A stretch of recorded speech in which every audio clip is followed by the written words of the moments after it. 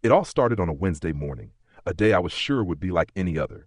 My coffee was brewing, my to-do list was ready, and I was already looking forward to a quiet evening at home. But then, like a bolt from the blue, I got an email from the HOA. I opened it, not expecting anything out of the ordinary. Probably just another one of their friendly reminders about parking spaces or lawn care. Instead, what I read made my blood boil. The HOA was raising my rent. By a lot. A full 25% increase. Just like that. No explanation, no forewarning, nothing. Of course, I wasn't the only one affected. This was the new policy for everyone in the neighborhood, but still, my jaw dropped. This was absurd. There was no reason for such an increase. I wasn't the type to rock the boat, but this felt like pure greed. Not just greed, but a blatant power move.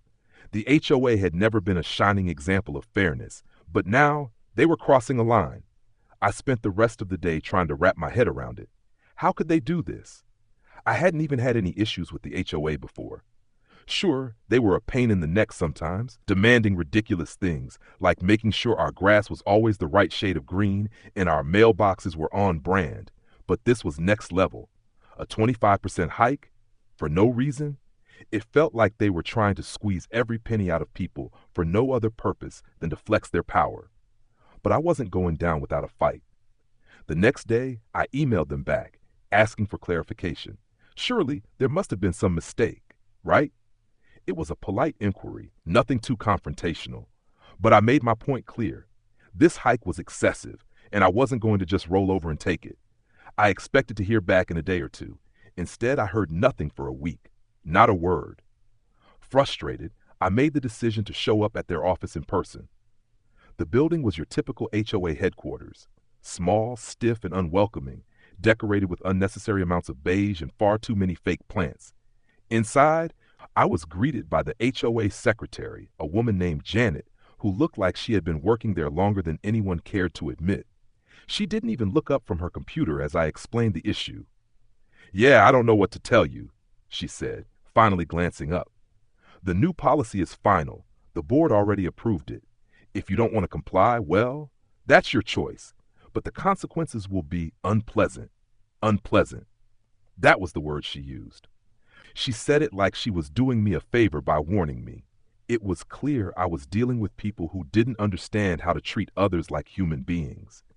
I stared at her for a moment, holding back my irritation. Unpleasant, huh? Well, I don't think that's going to happen. I'm not paying an extra dime until I get an explanation. So unless you want me to drag this out into the public, I suggest you bring this up with the board. The look on Janet's face was one of pure disbelief. But then came the true plot twist. With a smug look that I will never forget, she said, "Fine, you can try to fight it, but if you don't pay by next month, we'll just have to start eviction proceedings." I was floored. Eviction? Over a rent increase? This was some petty small-town nonsense. But that was the game they wanted to play. I left the office seething, thinking about my next move. Who did these people think they were, messing with me like this? I didn't just roll over when someone tried to push me around. No, I was going to fight back, and I was going to do it in a way they never expected. These HOA people were used to controlling everyone, pushing them into submission with their inflated sense of power, but I wasn't going to let them get away with it. Not this time. The funny thing was, they didn't even know who they were messing with. The people in charge of this little HOA thought they could intimidate me. But what they didn't know was that I wasn't just some random tenant, and soon they would find out just how big of a mistake they'd made. After that ridiculous meeting at the HOA office, I spent the next few days in a quiet rage. There was a lot on my plate, but nothing was more pressing than this absurd rent hike. The nerve of these people. Eviction? They had no idea who they were dealing with. I wasn't about to let them get away with it, but I knew the first step was to gather as much information as I could. I started talking to my neighbors, trying to gauge the mood and see if anyone else had gotten the same notice. It turned out that a lot of people were in the same boat, with rents increasing by ridiculous amounts, some even more than mine.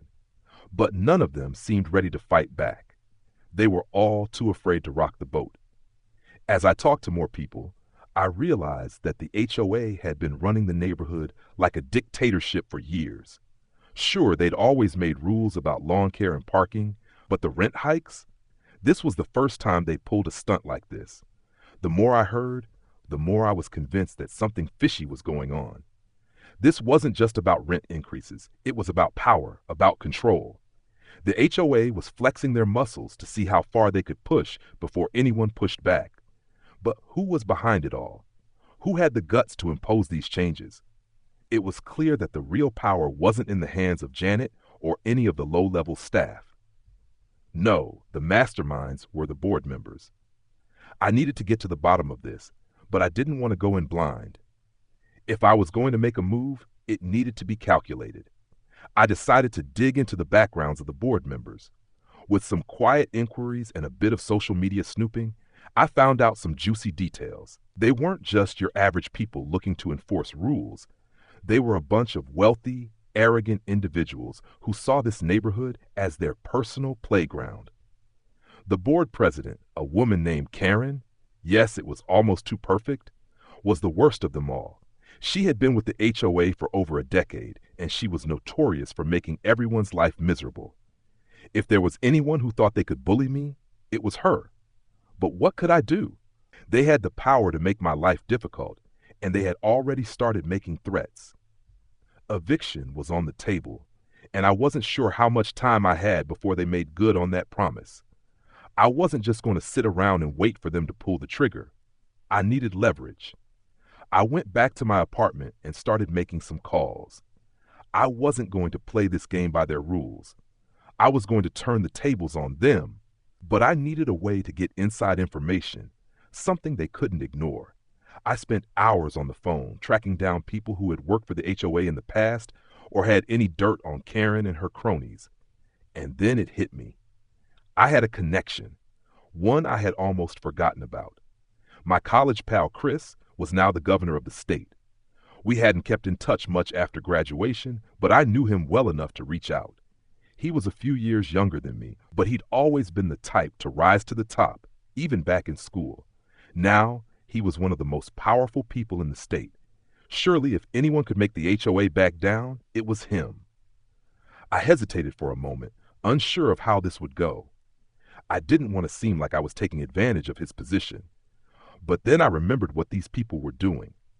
They were trying to take advantage of me, and I had no intention of letting that slide. I shot him a quick text, explaining the situation, and within hours, he called me back. It was like nothing had changed, just two old friends catching up. But once I told him what was going on, his tone shifted. He was furious. "This is crazy," he said. "I'll look into it." I knew he had the power to make things happen, but I wasn't sure what he could do. The HOA was a local issue, and I didn't want to drag him into something that could blow up. But I also knew that if he could help, it would be the ultimate revenge. The HOA wouldn't know what hit them. The call with Chris had left me feeling more empowered than ever. He was livid, and he wasn't the type to just talk the talk. He always walked the walk. The governor's office wasn't some small-time player. He had influence, he had connections, and more importantly, he was a person with a deep sense of fairness, a trait he'd had ever since our college days. What I didn't know was just how deep his desire to settle scores went. This wasn't going to be some simple intervention. This was about to get a lot bigger than I ever imagined. 2 days later, I got a call from his office. "We've got eyes on the HOA. I'm not going to let them get away with this, but I need you to keep your cool. If we do this right, they won't know what hit them," Chris told me. I had no idea how far he'd gone to start looking into the situation. He was clearly ready to burn the place down. My instinct was to go full throttle, but I trusted him. He had always been the strategic one. The next day, as I walked out of my apartment, I noticed something different. The HOA had put up new notices in the neighborhood. It wasn't just about rent hikes anymore. They were threatening legal action against people who didn't comply. My blood boiled. They were crossing a line now. It was personal. But I didn't make a scene. Instead, I gathered a few neighbors I trusted and quietly told them what I'd learned. They were shocked at first, but after seeing the threats on paper, they were ready to act. There was power in numbers, but the only way to ensure this worked was to have the right people in the right place. I had to trust Chris and let him do his thing, and when the time came, I would make sure to push for the revenge I dreamed about. Days passed, and the HOA kept up their intimidation campaign. They even started sending people around to take photos of people's yards, nitpicking every tiny detail. It felt like they were trying to provoke a fight. But I stayed quiet, at least publicly. On the inside, I was waiting for Chris's next move. Then it came. Chris called me one evening, his voice casual but laced with authority. "I've made a few calls, and I've arranged something with the local government. The HOA is under investigation now for financial irregularities. That's not something they can wiggle out of." I felt a surge of satisfaction. They were going down, and they didn't even see it coming. But the best part? Chris wasn't done. "I've got one more surprise for you. I've already sent a letter to the HOA board members. They don't know it yet, but I've ordered a full audit of their finances. This isn't just about rent increases anymore. This is about accountability. I want you to stay sharp. When the audit comes through, they're going to panic." I could hear the smirk in his voice. The governor wasn't just playing defense anymore. He was going on the offensive, and I couldn't help but laugh. The HOA thought they had power? Well, they were about to be exposed for the fraudulent schemes they'd been running behind closed doors. This wasn't just about me. This was about every other person they'd bullied over the years. It was time for them to feel the heat. The following week, things started to unravel faster than I anticipated. News spread that the HOA was being investigated, and as soon as the residents heard it, the complaints flooded in. Suddenly, the board members were scrambling, trying to cover their tracks. There were whispers of embezzlement, illegal fees, and all sorts of shady business that no one had suspected.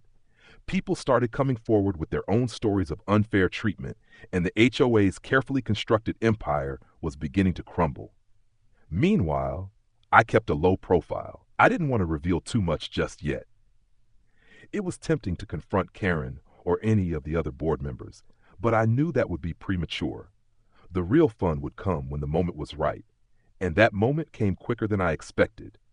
The phone rang late one afternoon, and when I picked it up, it was Chris again. "It's time," he said. "They have no idea what's coming next." The storm was brewing. The residents of the neighborhood had been buzzing for days, talking about the investigations and the mounting pressure on the HOA. But the real damage hadn't even started yet. With Chris pulling the strings from behind the scenes, I was ready to watch the pieces fall into place. I had become the silent storm in this story, moving quietly but with purpose. All the people who had been affected by the HOA's greed and arrogance were now seeing the light, and I wasn't going to let it go to waste. The HOA board didn't know what hit them. They tried to ignore the rumors at first, thinking it was just a few disgruntled residents making noise. But once the audit kicked off and the financial records were laid bare, the truth became undeniable. The HOA had been stealing from the very people they were supposed to serve. Hidden fees, inflated maintenance costs, and funds being funneled into personal accounts. Everything was exposed. And when Chris's office released a public statement, the HOA had nowhere to hide. The governor wasn't just sitting back anymore. He was leading the charge against them. As all this unfolded, the board members started getting nervous. Karen, the self-righteous president of the HOA, had been the loudest advocate for the rent hikes and eviction threats. I could see her becoming more erratic as the days passed. She had no idea that her entire empire was about to collapse. She would pace in her office, wringing her hands, glancing nervously out the window, watching as the neighborhood started to turn on her. People who had once been afraid to speak up now saw the cracks in her armor. The tables were finally turning, and it was too late for Karen to fix it. The phone rang again, and it was Chris. "I've got a surprise for you, the board's meeting tonight. They're going to try to address the situation. But here's the kicker. We're sending someone to take the minutes, and we're bringing in a few unexpected guests. It's time to turn up the heat." I smiled, knowing exactly what he meant. I was about to step into the lion's den. Chris had arranged for me to attend the meeting under the guise of a concerned resident. But he wasn't just giving me an invitation to the board's meeting. He was giving me the keys to the kingdom. I arrived at the HOA's community center that evening, feeling a mix of excitement and nerves. Karen was already there, her face twisted with frustration as she spoke to a few board members in hushed tones. She still didn't know I was in the room, and that was exactly how I wanted it. The meeting began, and Karen took her seat at the head of the table, trying to maintain an air of authority. Her voice was shaky as she addressed the room, clearly rattled by everything that had come to light. "We've been wronged," she said, her eyes darting around the room, "and we need to take swift action to restore order." I couldn't help but smirk. She was trying to control the narrative, but the truth had already been written. And as much as she tried to twist things in her favor, she couldn't stop what was coming next. That's when Chris's surprise arrived. A team of auditors walked in, led by a couple of state investigators. Their presence sent shockwaves through the room, but that wasn't the worst part. The worst part was when Chris himself walked in right behind them, his confident stride signaling the end of Karen's reign. "Ladies and gentlemen," he said, "the game's up. I hope you're ready to answer some very tough questions." The entire board froze. Karen's face turned ghostly pale, and she stood up so fast that her chair almost toppled over. "You can't do this," she screamed, but her voice cracked under the weight of her own panic. "This isn't right." I leaned back in my chair, watching with a sense of satisfaction as the walls began to close in on her. Chris wasn't just here to intimidate. He was here to finish what had been started. The rest of the board members were looking at each other nervously, realizing that they'd been caught in a web they could no longer escape.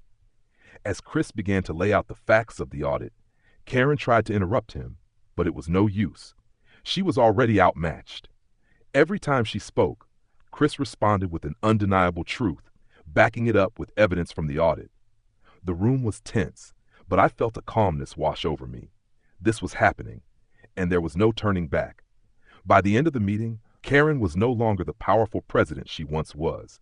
She was a shell of her former self, surrounded by people who now saw her for what she really was, a tyrant who had manipulated and taken advantage of her position. It was clear the board was done with her, and soon the governor would make it official. But the best part? This was just the beginning. The night of the final showdown was the kind of moment you dream about when you're stuck in a system that seems impossible to break. It was time for the HOA to face their reckoning. The board, broken and divided, had no choice but to look at their impending fate. The hammer was about to fall, and the cracks in their carefully constructed world had turned into a chasm they couldn't ignore. Karen's reign was finally over. The governor, who had been carefully watching every move from the sidelines, stepped forward. With a stern look on his face and a sense of authority that couldn't be matched, he made it clear that no one, not even the HOA, was above the law. "I've seen enough," he said, addressing the defeated board members. "This corrupt system ends today." The board members who had once blindly followed Karen were now standing in the wreckage of their own actions. One by one, they were forced to resign, their reputations tarnished beyond repair. As for Karen, she was on the verge of a full-blown meltdown. She tried to salvage her dignity, but it was futile. She'd been exposed, and there was no way to spin the facts in her favor anymore. Her power, once so overwhelming, had crumbled into dust. And then, as the last nail in the coffin, the governor turned to me. "I've seen the way you've handled this situation, and I believe it's time for you to take charge. You've earned it. Effective immediately, you're the new head of the HOA." It took a second for the words to sink in. I was stunned, but in the best way possible. The tables had turned so completely it felt like a dream. I had gone from a simple resident caught in the crossfire of a power-hungry HOA to the one who held the keys to their kingdom. And now it was time to put that power to good use. The entire room went silent. The remaining board members exchanged nervous glances. They knew what this meant. I was about to run things, and their world was about to change. Gone were the days of inflated rents, arbitrary fines, and corrupt deals. The neighborhood was mine now, and I wasn't about to let it become a playground for power-hungry tyrants again. I turned to face the disgraced Karen. Her once proud expression had turned to one of complete disbelief. She couldn't fathom that the very person she tried to destroy was now in charge of the HOA she had once dominated. She had underestimated me at every turn, And now she was reaping what she had sown. "You're out," I said, my voice calm but resolute. "You've made enough of a mess. It's time for you to pack up and leave. And don't worry, there won't be any need for eviction papers. Your reputation's already been wiped clean off the map." Her face flushed with humiliation. She opened her mouth, probably to lash out, but the words didn't come. There was nothing left for her to say. She was no longer in control. And then the real fun began. As I took the seat at the head of the table, the remaining board members were left to face the reality of their situation. They would have to work under me now, under the very person they had tried to crush. I had all the leverage, and I wasn't afraid to use it. From that moment on, every decision made, every policy proposed, would go through me. And I wasn't going to forget what they'd done to me, to the residents, or to the community. I implemented immediate changes. The rent hike, gone. The shady fees, abolished. The corrupt practices that had been plaguing the neighborhood for years, all erased. I focused on rebuilding the community, making it a place where everyone had a voice and where no one, not even the HOA, could walk all over people without consequences. As for Karen and her cronies, they didn't last long. They were quickly forced out, their reputations permanently tarnished, and their influence reduced to nothing. Karen's fall from grace had been swift, and she had no one to blame but herself. She had underestimated the wrong person. She had believed her position as HOA president made her untouchable, but she had forgotten one crucial thing. Power doesn't last forever, and when you abuse it, it comes crashing down. The neighborhood I had once been on the verge of losing was now thriving. People began to trust the HOA again, knowing that it was no longer a tool of exploitation. And I was the one in charge. I had taken down the most corrupt elements in the neighborhood, and in doing so, had gained the respect and admiration of everyone around me. Karen, now a shadow of her former self, could only watch as the community she once tried to control flourished without her. And as for me, I could only smile. I had gone from being the victim to being the victor, and it felt damn good.